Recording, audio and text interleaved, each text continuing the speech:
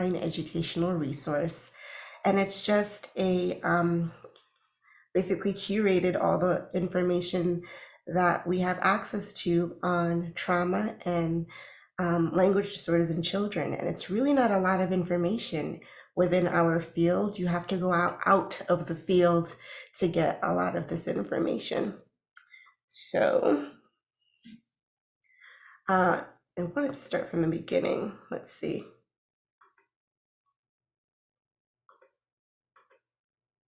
I don't know why it's going right to this one.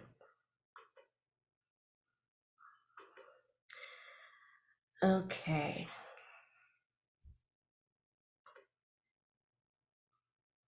Okay.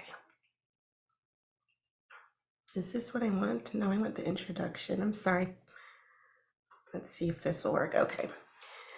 So just as a way of introducing the topic, the primary mission of schools is to support students in educational achievement. To reach this goal, children must feel safe, supported, and ready to learn.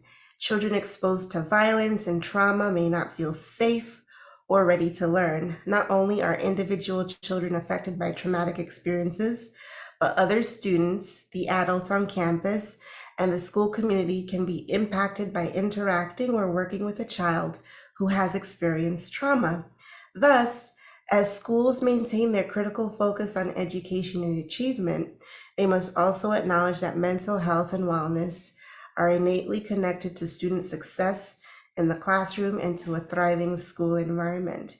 And this quote comes from the National Child Traumatic Stress Network, which is a great resource on information about trauma in children. So just as a, like I said, this OER is something that I created while I was a student at Kean University, and it has over 3 hours of content. So I'm really consolidating it for this talk because we have less than an hour of time together.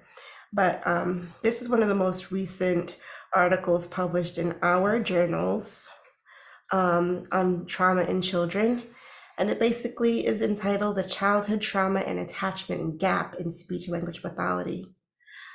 Practitioners' knowledge, practice, and needs. And so some of the questions that are generated from this article are that SLPs really want to know, what is trauma?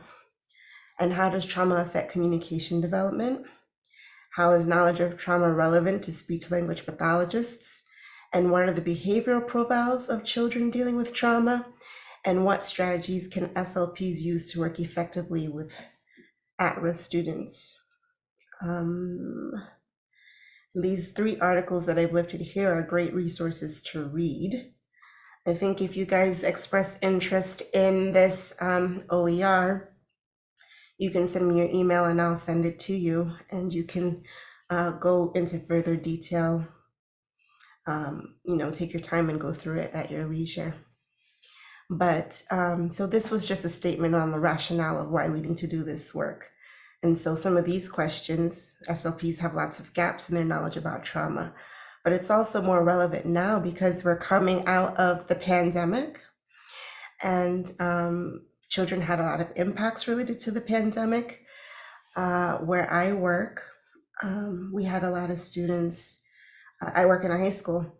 We had some students drop out of school. They never returned because of that period of time where we were remote, and some students had to work because their parents or guardians lost work.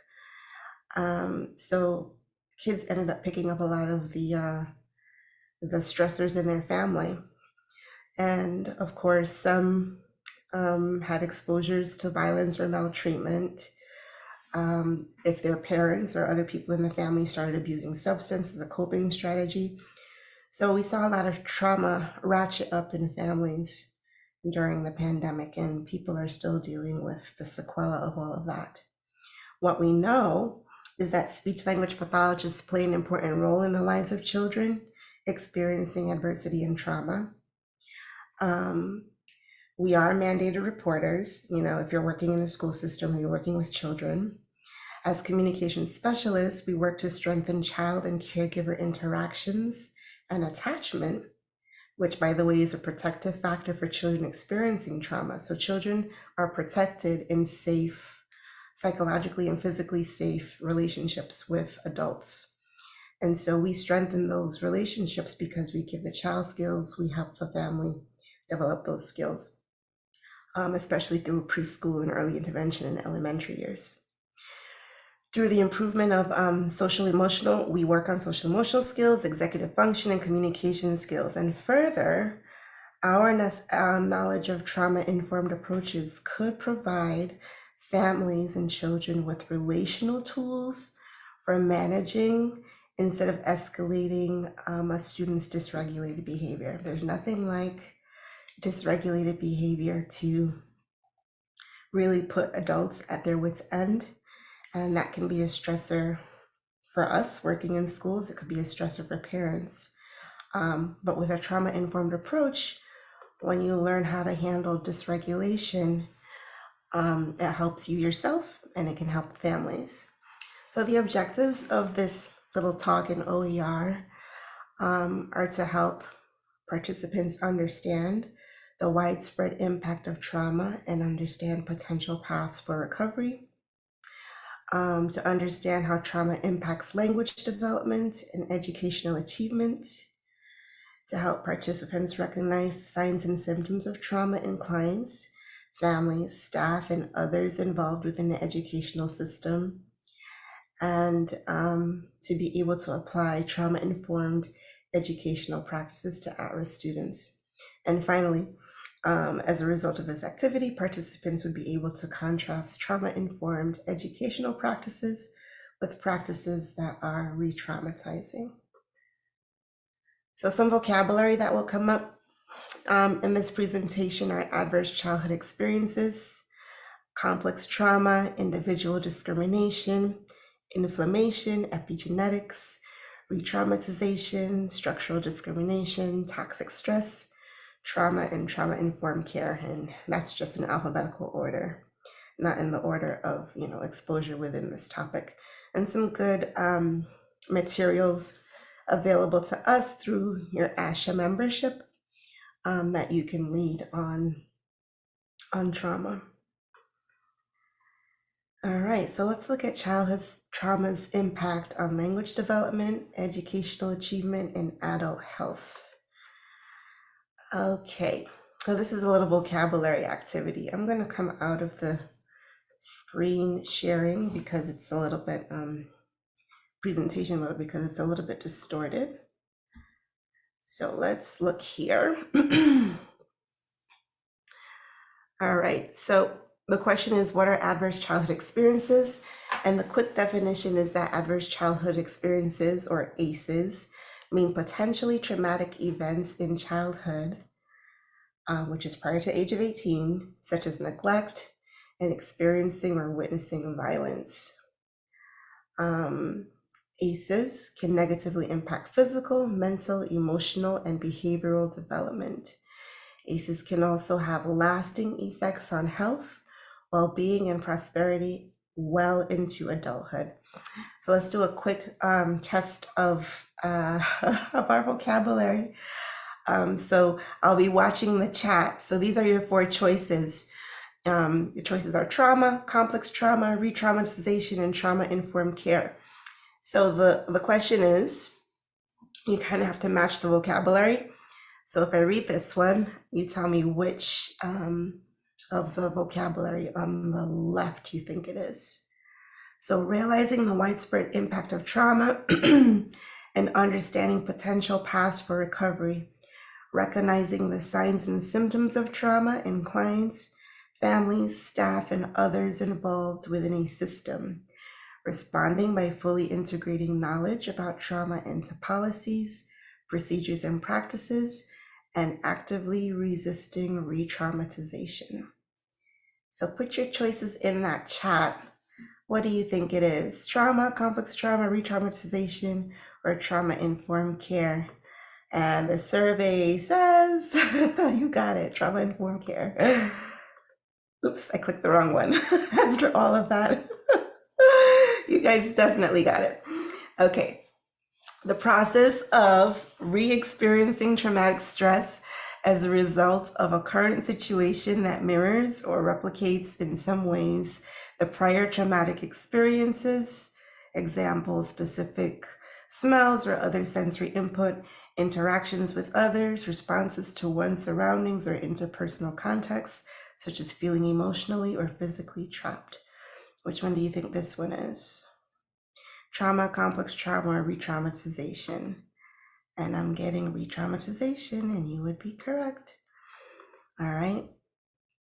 Two more. Results from an event, series of events, or a set of circumstances that is experienced by an individual as physically or emotionally harmful or life-threatening, and that has lasting adverse effects on the individual's functioning and mental, physical, social, emotional, or spiritual well-being.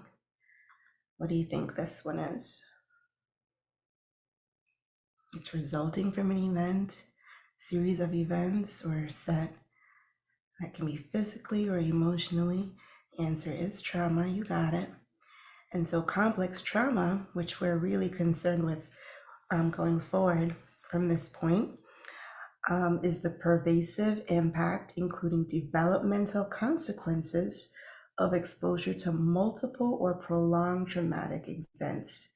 So that's kind of what we want to focus on. We want to talk about what happens when a child is exposed to multiple or prolonged traumatic events, which a lot of our Black and brown children are exposed to. So an example of these things would be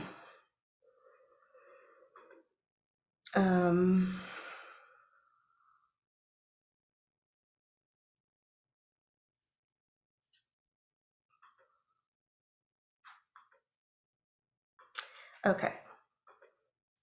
An example of these things would be abuse, emotional, physical, or sexual, neglect, emotional or physical, or household challenges such as substance abuse or misuse in the household, mental illness, suicide or suicidal thoughts and behavior in the household.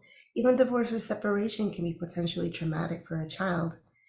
And, that's pretty common, divorce or separation. Incarceration, intimate partner violence or domestic violence. These are considered ACEs in the research literature, but there's other adversities like going through COVID-19 as a child would be an adverse childhood experience. Bullying, community violence, natural disaster, being a refugee or wartime experience, witnessing or experience acts of terrorism, being in an under-resourced school and experiencing events around school to prison pipeline would be considered an adverse event that can be traumatizing for a child. Okay.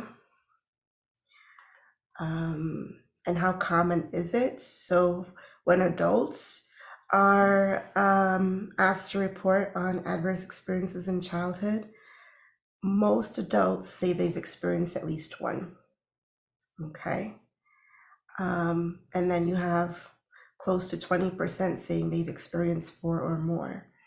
And why that number is important, because the more adverse experiences in childhood that people encounter or experience, there's a stronger association with poor outcomes in adulthood related to educational outcomes, social outcomes, and health, mental and physical health. So did you know many people report a history of ACEs? Not everyone who lives through adverse events endures trauma, but those who do may feel a sense of powerlessness. They may question, why me? You may experience feelings of humiliation, shame, guilt, and or betrayal. And there are intense psychological and physical stress reactions related to experiencing trauma. ACEs harm health and social outcomes in a dose response fashion. So those who report having 4 or more exposures are more likely to experience adverse health and social outcomes in adulthood. And the mechanism for why the poor outcomes happen in adulthood happens through toxic stress. And this is the proposed mechanism. So toxic stress is just how the body encounters stress. It happens when the brain endures repeated stressors or dangers, and releases a fight or flight hormone like cortisol, adrenaline, epinephrine.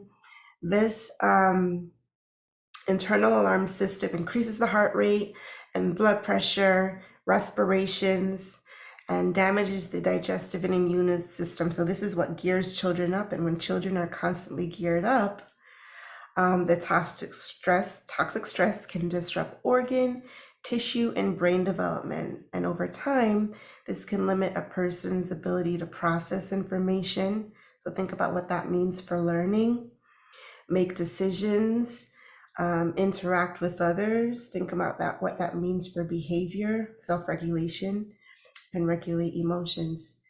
And these consequences may follow a person into adulthood.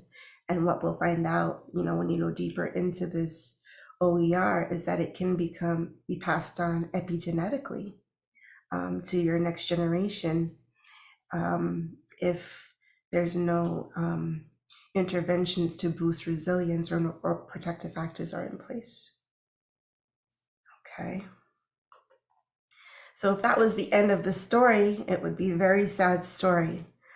But what's really exciting to know is that in as much as the body can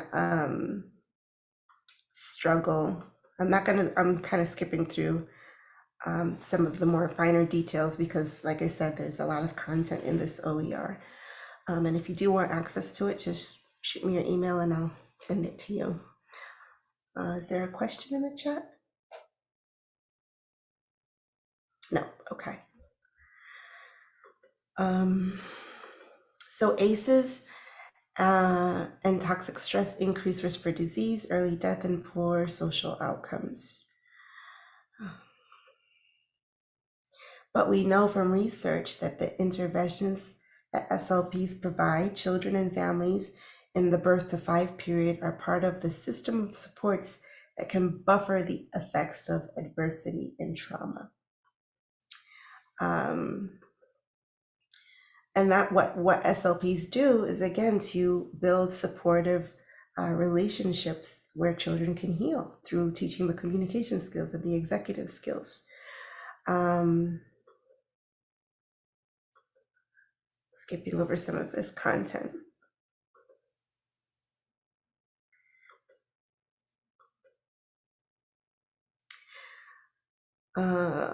Okay, let's talk a little bit about the impact on language. Aside from knowing what kinds of language issues might be associated with a child's traumatic experiences, it's important to be familiar with the behavioral profiles these kids can show, as well as strategies you can use to work effectively with them. There's been a push in healthcare and educational settings to shift to trauma-informed practices, partially driven by the unfortunate necessity of responding to large-scale disasters and acts of violences within school, but also by the science on the serious and wide-ranging effects of trauma, adverse childhood experiences, and toxic stress. I do write for the Informed SLP, and they do have some free content. And this free content right here is it free? Maybe not. This one might not be free, I'm sorry, but I am going to talk about it. But it's just a review of what we know up until this point when it was published in 2018 about trauma and language development. Okay, so this is another great resource aside from the few articles that are published in the ASHA journals on getting information on trauma, informed care, and trauma and language development. Okay, skipping through some of this content. Okay, present some case studies of children, students at different levels. I put 2 case studies of high school students in here so you can see what it looks like in high school. And like I said, what you get are students just not showing up, right? Because high school students have more choices and they're older. And so the big risk that you try to prevent in high school is students dropping out, right? Students skipping classes and or dropping out because life becomes too overwhelming. And they haven't, met that adult or that activity in school that really keeps them committed to the school environment. All right, present again.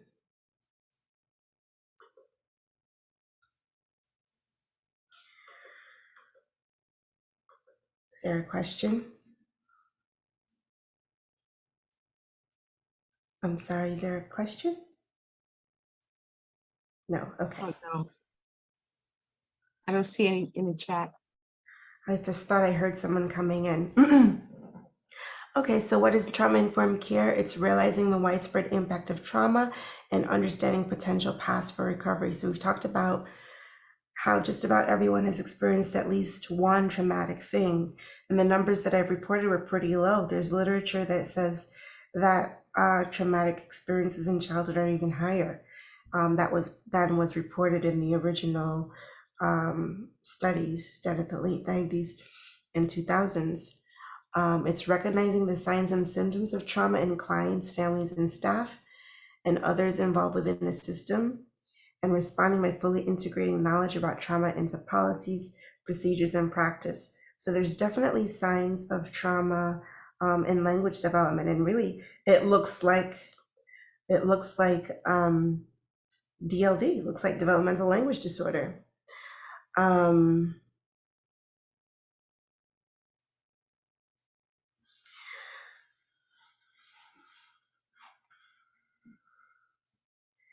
So trauma-informed education really is an individual's response after undergoing an experience of adversity, such as abuse or the death of a loved one.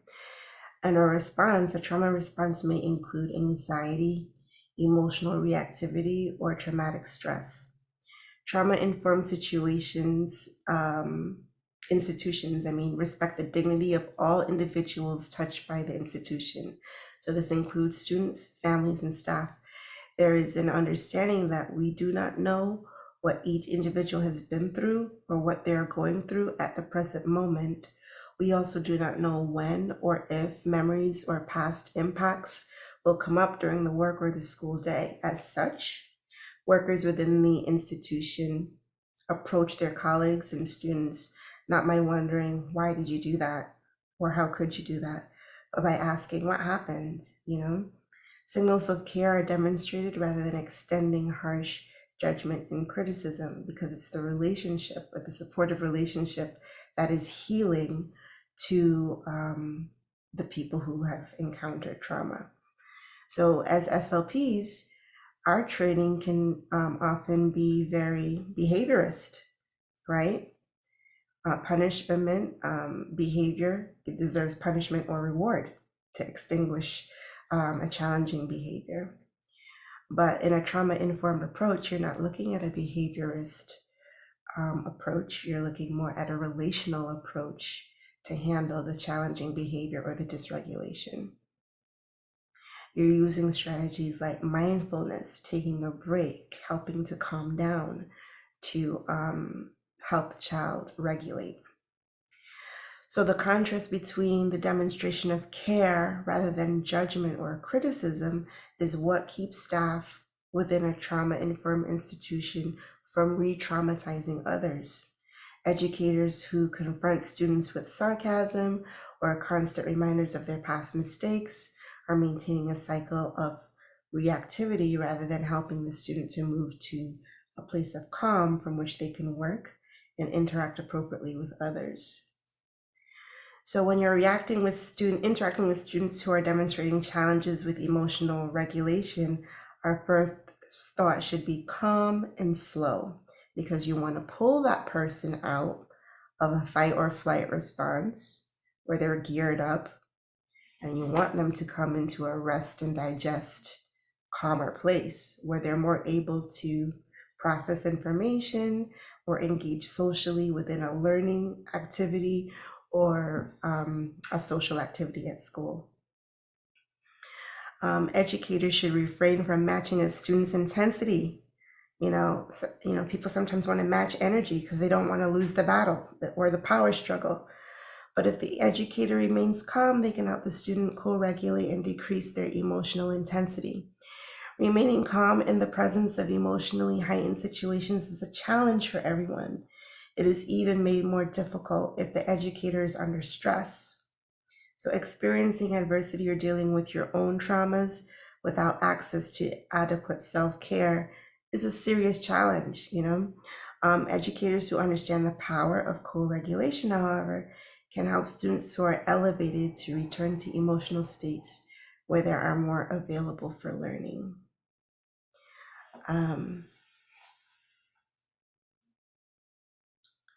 So, difficulties with emotional regulation, anxiety, overreaction to simple demands, these are all sequelae of trauma. And I think probably everyone who's listening can think of students who have difficulty with emotional regulation, can think of colleagues who have difficulty with co-regulation because the big with regulation, because you know the unspoken kind of secret in helping professions. A lot of people who go into helping professions have high incidences of trauma in their own background, right? And so you might see it in your colleagues. And working within institutions such as public education is highly stressful and taxes people to, you know, taxes people's self-control and their ability to interact appropriately under very stressful, chronically stressful situations. So other challenges aside from the emotional regulation, in the middle of the high school level, it can look like poor attendance, challenges in peer relationships, poor productivity with work. Trauma-informed educators who notice these challenges will demonstrate signals of care and seek to connect the student with appropriate support, and be that support for that student. Just be someone that the child feels safe around and someone who you can build a relationship with. So expectations, however, should not be lowered for students experiencing trauma. Instead, students should be provided with the support they need to thrive. This can include referrals to mental health and counseling staff within a school or check-ins with someone whom the child maintains a positive relationship.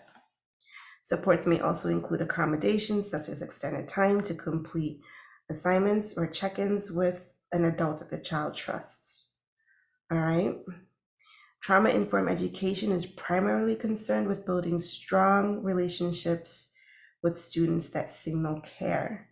These supports offer students the social support they need to access education and learn to regulate their emotions and subsequent behavior. And it boosts resilience, okay? Resilience is the ability to successfully adapt, bounce back, or recover from adversity. Resilience develops over time within the context of healthy development, which occurs in responsive relationships with skilled caregivers in safe communities, okay? I'm not going to go too deep into the science of resilience, but this is what we need to counter trauma. And so the same way that trauma can be embodied, right? Affecting neurodevelopment, affecting physical health, resilience can also be embodied because of the wonderful plasticity of the brain. And so when you're dealing with someone who has trauma, things that boost resilience like mindfulness, social support, positive religious coping within a family or according to the family's beliefs, all of those things can be protective factors for children. So regular physical exercise, stress reduction practices, as well as programs that actively build executive function and self-regulation skills can improve the abilities of children and adults to cope with, adapt to, and even prevent adversity in their lives. Adults who strengthen these skills in themselves can model positive behaviors for their children, thereby improving the resilience of the next generation. All right. So conclusion, This online education, can't pronounce, this online educational resource